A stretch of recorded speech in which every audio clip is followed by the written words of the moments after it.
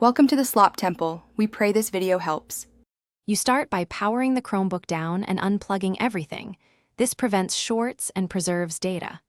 Once done, ground yourself with an ESD strap, then remove the back cover screws in a consistent order so you can reverse them later. Use a plastic pry tool to lift the case go slow to avoid clip snapping.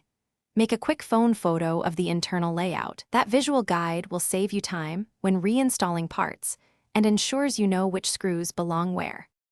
You should next isolate power by disconnecting the battery or using the internal battery disconnect because you will handle ribbon cables. Then support the screen with one hand while removing hinge screws so the display doesn't drop and stress connectors.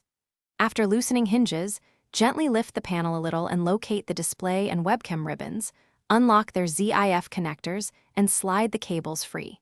Keep screws grouped by hinge side. This prevents mixing shorter and longer screws when you reassemble. You now position the replacement screen and feed its ribbon cables into the motherboard connectors, making sure each ZIF is locked. Once cables are secured, align hinge holes and reinstall the hinge screws snugly but not over-tightened. Reconnect the battery, replace the back cover, and boot the Chromebook to test. If the screen stays black, power down, reseat the display cable, and try the brightness keys. If the backlight remains off, swap back to confirm whether it's the new panel or a cable issue. Thanks for watching. Consider subscribing if we helped you.